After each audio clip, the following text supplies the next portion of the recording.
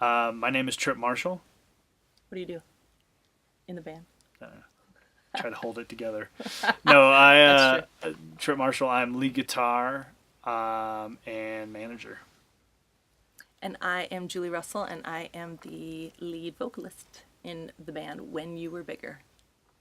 We met actually playing music in church in Salt Lake City. How long ago? I can't even remember. It would have been about 14 years ago. 13, Really? 13 years ago, maybe. I didn't even think it was that long. It might have been. You might be right though. That would have been probably when we first met, but really started working together maybe 7 years ago. A lot. That sounds right. Do you want me to go first? Yeah. Yeah, you can go first. That's fine.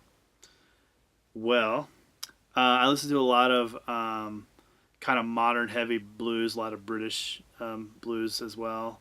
Like a lot, I love stuff like from the '60s, like Jeff Beck. A lot of stuff I play draws from like Led Zeppelin, sort of that era, and maybe not necessarily the runs or the licks or the riffs, but the tones that they used in the studio and things like that. I try to reproduce those things as live as much as I can. Really, kind of that's one of my favorite genres to pull out of.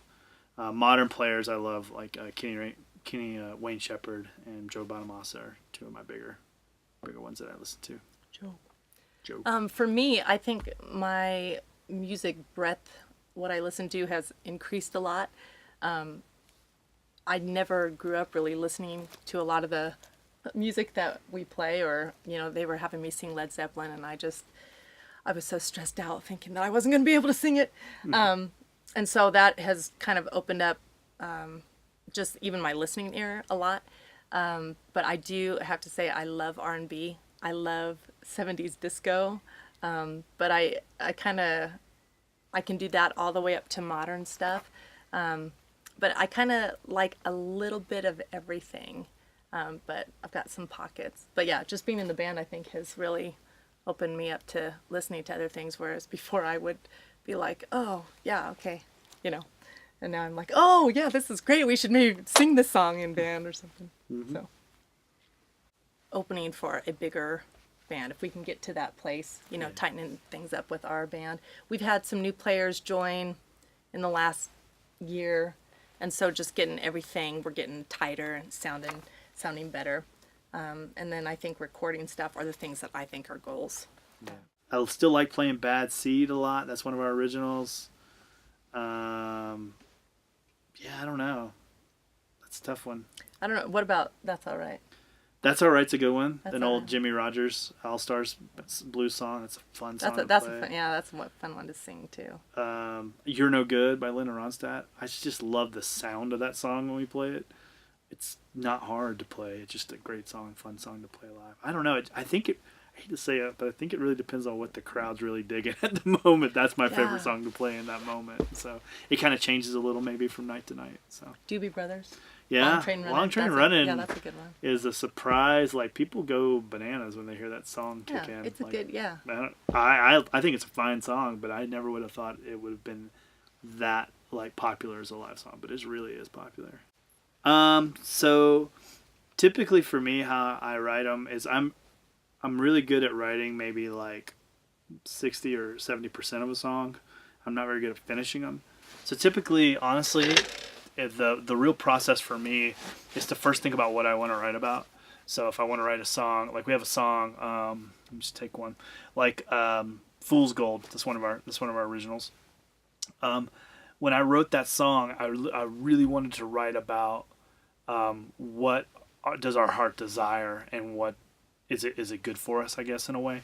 And so I would literally sit down and write down what do I want to write about, and I'll write down like a paragraph of that, and I was like, what do I want the listener to know about this, and I'll write down a paragraph about that, and then I'll go through and I'll underline the words in there that stand out to me, and then I'll fashion the verses around those words. And then music for me is like, I won't say easy, but it it just busts out like no problem. What's hard for me is melody lines.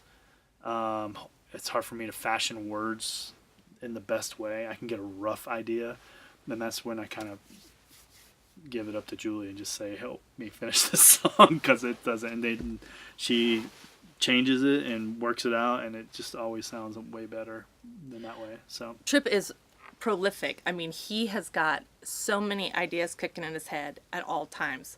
And I don't think anyone else in the band really has that ability, at least not yet. It's covered up if they do.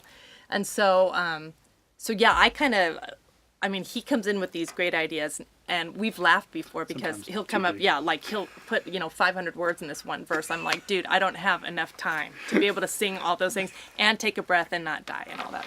So I kind of do the little tweaks and the enhancements at the end. And I think partly where I'm good is that I can tweak, like shorten sentences by a lot and still keep the meaning. Because that, and that's really important to me. Yeah. Like cut out the ands and thes and whatever, but certain words, like I say, I literally pull them out of paragraphs I've written about this subject. I'm like, I really want to keep that word, or a word very similar to this, and yeah, I would say if I had to choose a person living right now, it would be I think our band would just do a great job, and the crowd would love it, and it would be a great experience, and I'd love to open for this person. That would be probably Chris Stapleton. I would love to open for him. Just he's got, his breadth of work is amazing. yeah. Dead, the go-to, the answer I keep coming back to is I would open Led Zeppelin. I mean, why not? They would. I don't know if I'd get on this stage. I'd make sure we weren't singing any Led We Zeppelin wouldn't cover songs. any of their songs on that No show. way.